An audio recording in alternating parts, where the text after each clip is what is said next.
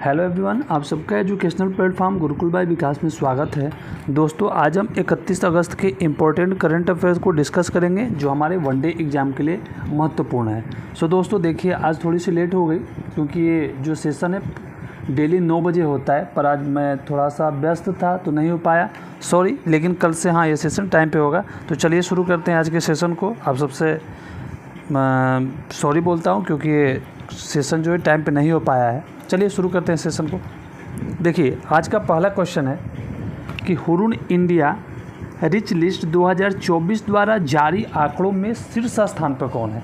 जो Hurun India ने rich अमीरों की जो सूची जारी की है उसके अनुसार शीर्ष स्थान पर कौन है, तो ऑप्शन नंबर ए हमारा राइट आंसर हो जाएगा Gautam Adani.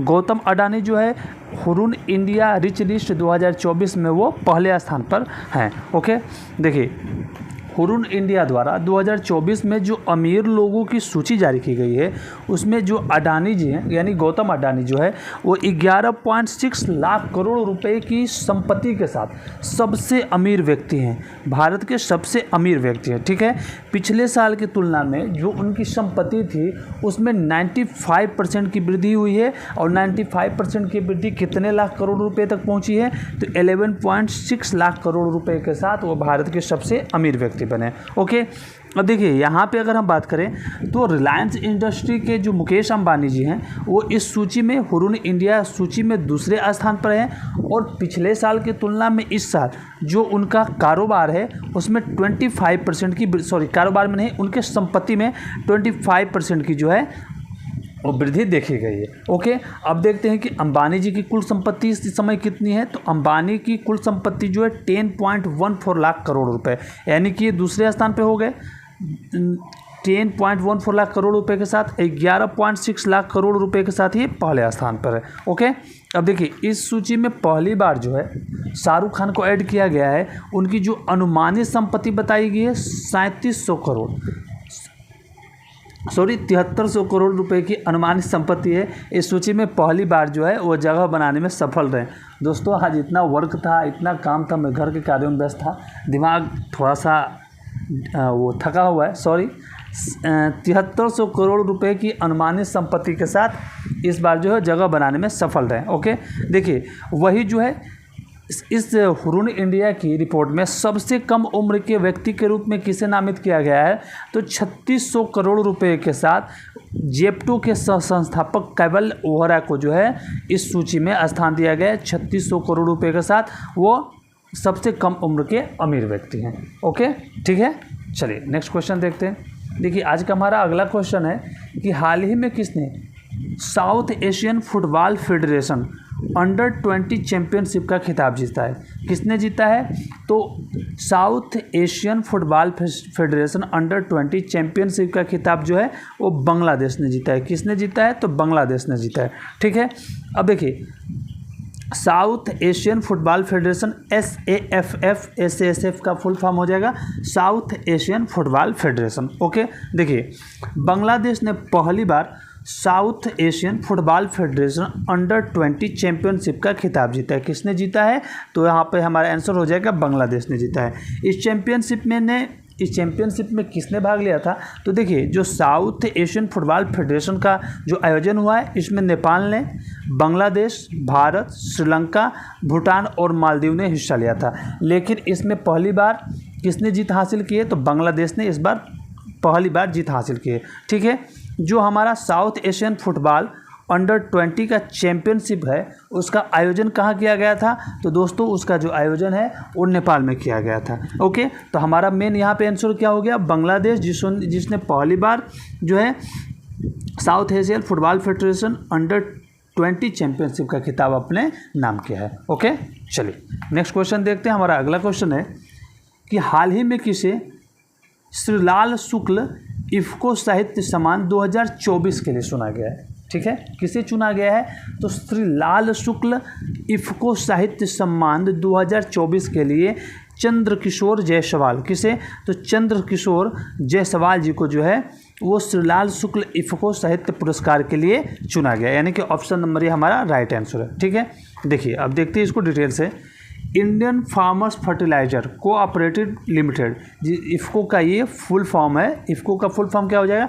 Indian farmers fertiliser cooperative limited द्वारा वर्ष 2024 के लिए साहित्य पुरस्कारों की घोषणा की गई। ठीक है, इफ़को ने वर्ष 2024 के लिए जो साहित्य पुरस्कारों की घोषणा की है उसके अनुसार कथाकार हैं चंद्रकिशोर जायसवाल जी, जिन्हें श्रीलाल शुक्ल इफ़को साहित्य सम्मान 2024 के लिए चुना गया है। किसे चुना गया है?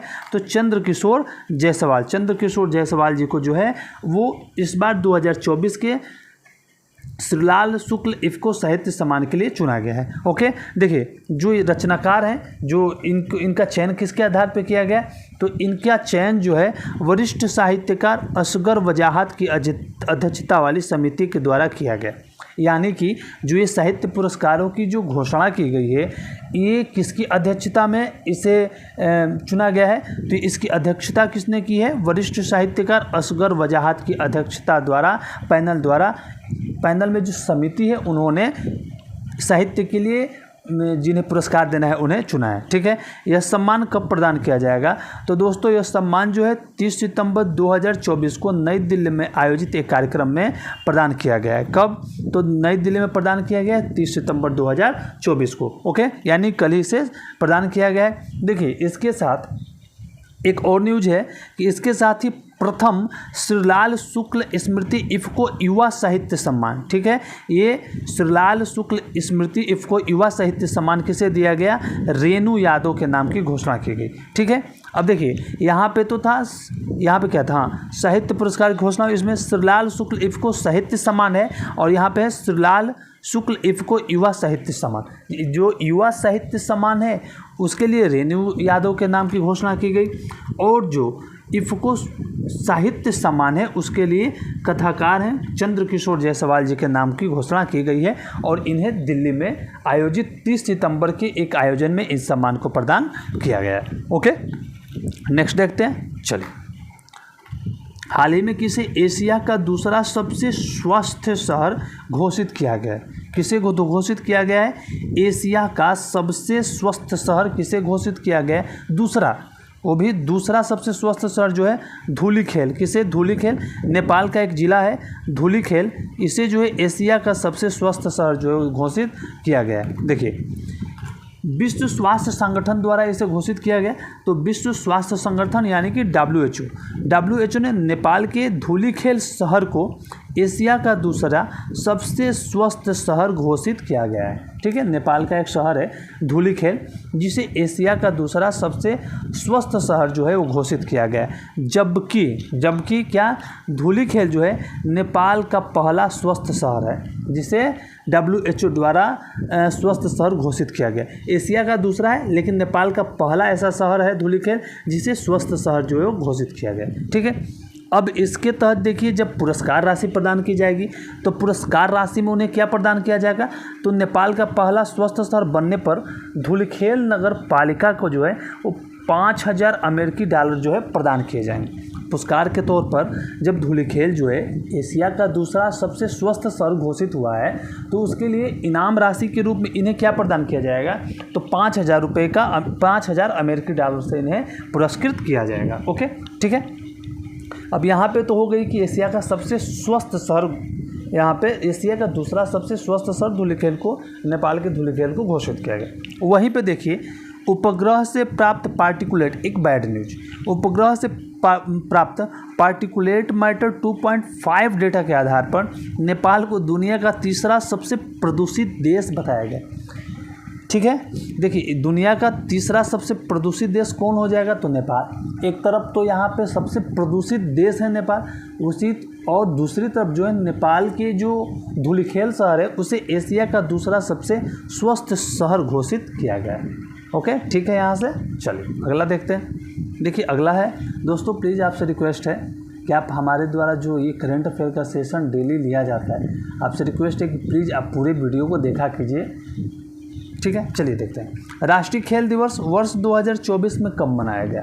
तो दोस्तों देखिए राष्ट्रीय खेल दिवस जो है वो प्रतिवर्ष 29 अगस्त यानी कि 29 अगस्त को मनाया जाता है। ठीक है, कब मनाया जाता है? तो 29 अगस्त को प्रतिवर्ष मनाया जाता है। देखिए राष्ट्रीय खेल दिवस प्रतिवर्ष जो है वो 29 अगस्त को मनाया जाता है। तो इसे किसके हम जयंती पे मनाते हैं? तो जो राष्ट्रीय खेल दिवस है ना वो हॉकी के जादूगर यानी कि हम हॉकी के महान खिलाड़ी मेजर ध्यानचंद्र जी की जयंती पर इसे मनाया जाता है प्रतिवर्ष 29 अगस्त को। ठीक है। अब देखिए जो इस बार का जो खेल दिवस मनाया गया है उसके अवसर पर जो है हमारे केंद्रीय खेल मंत्री मनसुख मांडविया ने राष्ट्रीय खेल दिवस पर सेवानिवृत्त खिलाड़ी सशक्तिकरण प्रशिक्षण रिसेट कार्यक्रम शुरू किया। क्या शुरू किया है? इस खेल दिवस के अवसर पर सेवानिवृत्त खिलाड़ी सशक्तिकरण प्रशिक्षण यानी कि रिसेट कार्यक्रम को शुरू किया गया। अब ये रिसेट कार्यक्रम क्या है, इसका उद्देश्य क्या है? तो जो रिसेट कार्यक्रम है उसका उद्देश्य है हमारे उन सेवानिवृत्त खिलाड़ियों को सशक्त बनाना जो देश के लिए खेलें, यानी कि जो भी रिटायर्ड हो गए हैं खिलाड़ी जो कि सेना में, जैसे होता है कि ये फुटबॉल खेलते हैं, कोई क्रिकेट खेलते हैं, तो उसी तरह जो रिटायर्ड हो गए हैं उन्हें सशक्त बनाना, जो देश के लिए खेले हैं और देश को जो है वो गौरवान्वित करना है। ओके, तो ये रिसेट कार्यक्रम का शुभारंभ किया गया है किसके द्वारा? तो मनसुख मांडविया जो हमारे खेल मंत्री हैं। किसके लिए है? तो ये सेवानिवृत्त खिलाड़ियों के लिए। ठीक है। ओके, चलिए नेक्स्ट देखते हैं।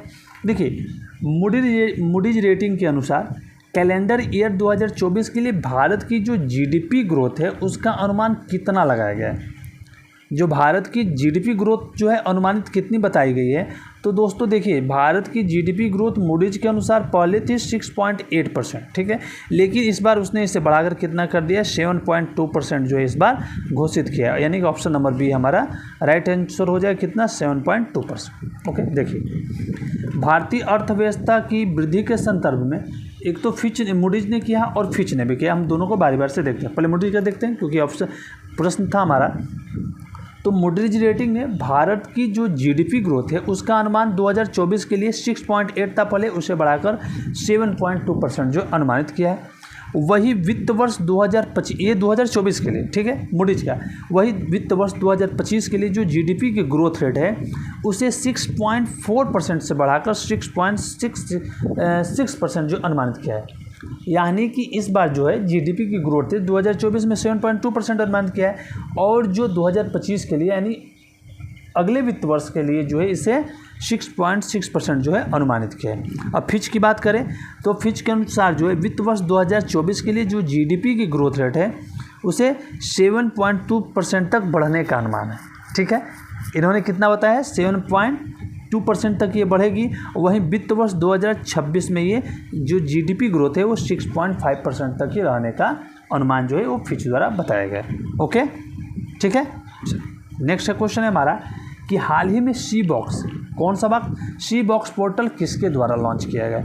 तो देखिए सी बॉक्स से समझ में आ रहा है कि ये लेडीज़ के लिए होगा, वुमेंस के लिए होगा। तो सी बॉक्स पोर्टल किसके द्वारा लॉन्च किया गया है? तो सी बॉक्स पोर्टल जो है हमारी मंत्री हैं अन्नपूर्णा देवी के द्वारा जो है उस महिला मंत्री हैं ये अन्नपूर्णा देवी जो है इनके द्वारा जो है सी बॉक्स पोर्टल जो है लॉन्च किया गया। ठीक है, महिला बाल विकास मंत्री पहले थी स्मृति ईरानी, हारने के बाद जो है अन्नपूर्णा देवी बनी है।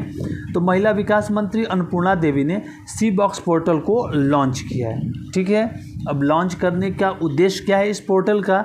तो देखिए कार्यस्थल पर यौन उत्पीड़न से जुड़ी शिकायत के लिए नई दिल्ली में इस पोर्टल की शुरुआत की गई है। ठीक है, तो सी बॉक्स पोर्टल का संबंध किससे है?